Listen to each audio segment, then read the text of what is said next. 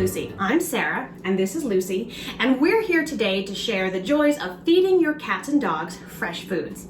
And with the holidays right around the corner, we know you're probably wondering what kind of great festive things can you share with your animals at this time of year.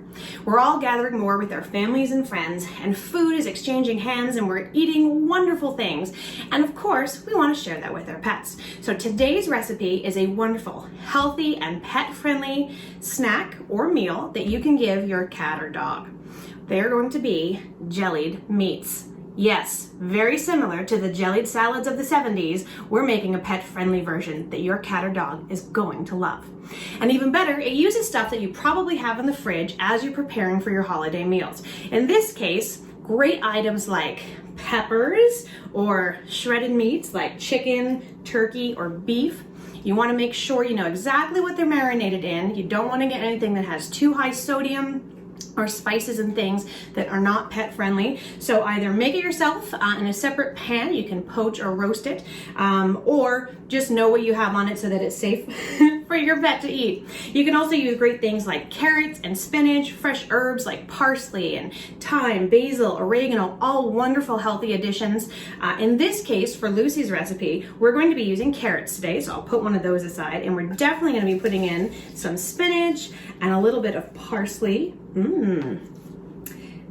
Lucy's really digging all this meat at the counter. I'm just going to put this aside for a little bit. All right, for Lucy's menu, we're actually going to be using something a little different than shredded meat. We're going to be using a delicious prepared raw meal. So this is Iron Will's basic turkey, and Lucy cannot wait to dig in. She is eating fresh all the time, so she's very used to getting this kind of stuff for dinner. Now, the difference with the Iron Will raw basics versus their complete dinners is that the basic is really basic. It's got your muscle meat, organs, and ground bone, and it's a single protein. So you can get turkey and know that it's all turkey, and if you have an animal that has a restricted diet for health or allergy reasons, or if you're feeding a cat, Iron Will Basics is a fantastic choice. Because we're going to be adding vegetables to these beautiful jellied meats, I decided to go for the basics for this recipe. So I'll just put that aside for a moment. You're also going to need silicone cups.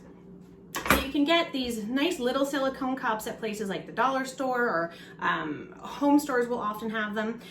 You'll want a few of these because you're going to be making more than one, right, Lucy? Or if you happen to have a silicone muffin tin, you can totally do that. This is super bendy. The bendiness will be helping you later on, and you'll be grateful that you went with silicone. You can use metal. It may be a little bit harder to get your jellies out in one piece, so just be warned. We're going to put this aside here. Okay, and so now we're going to get our bone broth at the ready. Now, to make this bone broth, which I did the other day, I took about a pound of Cornish hen feet and I added them to a pot and topped it up with water. I brought that pot to a boil, and once it was boiling, I immediately dropped it to a simmer, and I left it at a simmer where the bubbles were just reaching the surface very gently for about 2 to 3 hours. Walked away, that was it. There was nothing special to it. And afterwards, I strained it, put it in a container, and tossed it in the fridge. And when I came back to it later, it was a beautiful, gelatinous, yummy bone broth. So using feet is wonderful because you've got all the collagen in between the joints, all the cartilage and collagen is in there, and you've got the skin. So you've got beautiful mineral components in the bones and other great nutrients that are coming out of the other elements of the feet, and they will always give you a nice jellied type of bone broth once you chill it. In this case, to have it ready to pour, we took that cool bone broth, I put it into a pitcher, and just microwaved it gently. So about 30 seconds at a time, stirring it at a time. I wanted it to reach a point where it was just warm enough that I could pour it. You do not want this super hot, especially when you're using something like a raw meat. We want to make sure that that stays raw. And there's really no need for it to be super hot, so it's just warm. You want to keep an eye on that. You can also do it in a small pan on the stove, again, just until it's pourable, and then you're ready to go. Okay, so to get these meat cups ready, Lucy, we're going to need to portion up our meat. So this is a 1/2 pound of iron will dinner.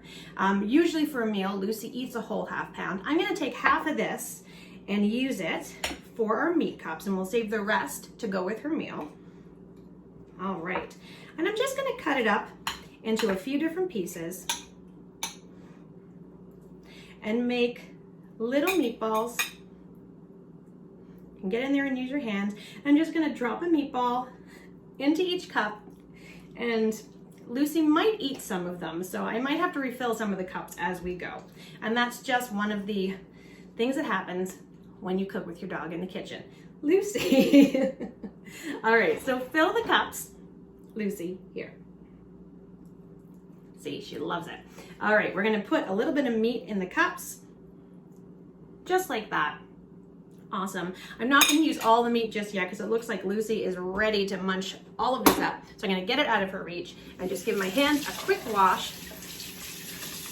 Anytime you're working with raw meat for your pets, it's the same as when you're cooking for yourself. You wanna make sure that your surfaces are clean, that you wash your hands in between, and that you don't use those utensils for anything else. It's just good kitchen hygiene. Just gonna wipe this up. Fantastic. Okay, and then we're on to the next step. So we're gonna take our carrot, grab a box grater. I think all of us have these at home. You can use whatever side you like. I'm gonna use this larger grate, and I'm gonna grate up my carrot. Lucy's not as excited about the vegetables coming out, but she's pretty pumped about this meat. Okay, if your dog loves veggies in big crunchy pieces, you're welcome to chop that up into rougher bits. Lucy prefers things a little bit smaller. She likes her vegetables to blend with her meats. So we're gonna make these according to her palate. All right. And if you happen to have roasted vegetables at your dinner and you're using leftovers, as long as there is not a lot of salt or greases and oils on your vegetables, you're welcome to use those here as well. All right, so spinach and parsley. I'm just gonna grab a chopping knife, be very careful, and we're just gonna mince these up again into small pieces for Lucy. If your cat or dog enjoys a rougher chop, by all means, leave them as large or as small as necessary. Okay, so that's good there. And we're gonna sprinkle some greens into each little cup, just like that.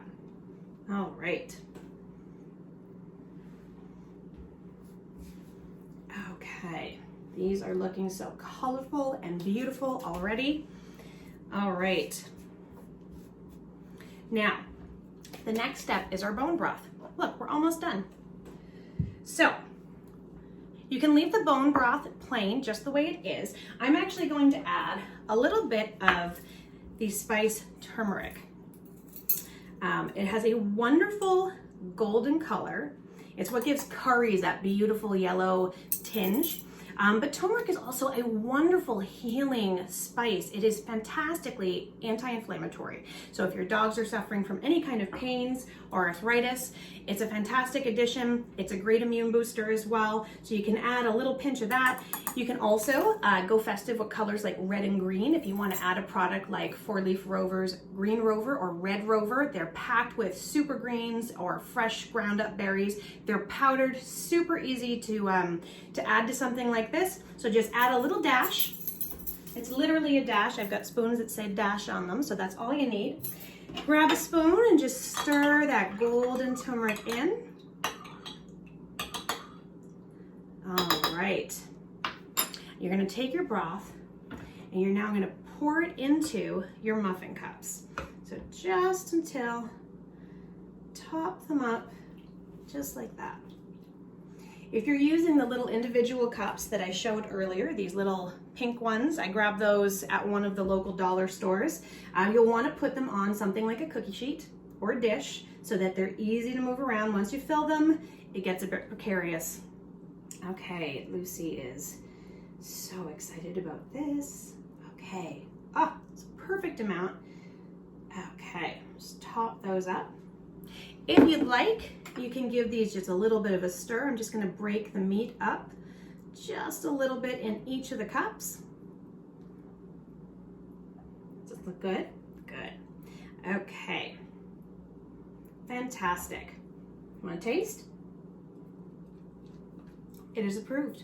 Okay, so we've got our broth and veggies and meats in our cups. This is now going to go into the refrigerator, so make sure you have room in there before you head over there. And you're gonna leave this in the fridge for at least an hour. You wanna make sure they get nice and firm because it'll make popping them out that much easier. All right, now I have these that I made earlier. They were already in the fridge. So we're gonna take a look at these. So you can see I've already popped some of them out. They're beautifully shaped and they're delicious and jelly-like, and Lucy is very excited to sink her teeth into them. Now, if you use the round muffin cups, it's a hazard of cooking with your dog, Lucy. All right, so if you use the round cups or a cup with really simple sides like this heart, it's quite simple to pop out of. Grab my knife over here. Pop out. You can just run a knife just around the edges just to loosen it up. If you happen to use one with scalloped edges like this one, it's going to be a little bit trickier, but the key to that is some hot water. Now we have very hot tap water here at Lucy's house. I'm going to get the hot water going, and I have a small dish. This is just a little ramekin. I'm going to put just enough water in the bottom that I can drop my cup in just for a few minutes. It's not going to go over the top, and it's just going to sit there and warm up. If you have one with the fancy side, you might want to leave it in there for a little bit longer. But while we're waiting for that, I'm just going to mention, some of you may be wondering, I've heard the rumor that we should never feed human foods to our pets. And that is a very interesting statement that really is missing a whole lot of information. There are foods that are not safe for our pets. Things like onions are not safe for dogs. Grapes and raisins can cause issues. There's a number of plants and things that cats should avoid. So yes, we should be careful about what we feed our pets for sure. Lucy, not yet. And around the holidays, depending on what your pet gets into, it could be filled with excessive fats. There could be cooked bones, which can cause blockages and issues. Or if your cat or dog has never eaten fresh and they've been on a dry kibble diet, suddenly giving them fresh foods, especially ones that may be high in sodium, have lots of skin and fat, will be harder for them to digest because their tummies just aren't ready for it. Imagine if you ate the same thing every day, the same bowl of cereal over and over and over again, and then suddenly you ate a whole bunch of fatty meats. You'd probably have some indigestion and you may not feel well. Same happens for our pets. So Lucy, being a fresh fed dog, has no problem switching between meats and trying new things. Her stomach is quite used to it. If you're working with a pet that has been eating a drier diet, give them small amounts at first. The great thing about these is that they are not high in fat. The bone broth is full of collagen, not fats. It's really, really nice and lean. The meats we're using are turkey, which is another lean meat, and the vegetables are all pet approved. So if you know what's going in and you know that they're safe and you're feeding in moderation with a pet who is trying fresh for the first time, you should be safe. You know your pet best, so work with them and then increase the fresh foods as they get used to it. Now, this little cup should be ready to go. I'm just gonna pop it out of the water. I'm gonna give it a little bit of a jiggle, and you're gonna pop it onto your tray or your dish. Give it a little tap and a wiggle, and you should hear the suction give, and there you go. We have some beautiful jellied meats. I'm gonna pop this one into soak, and we'll take care of that in a little bit. And Lucy, what do you think about your jellied meats?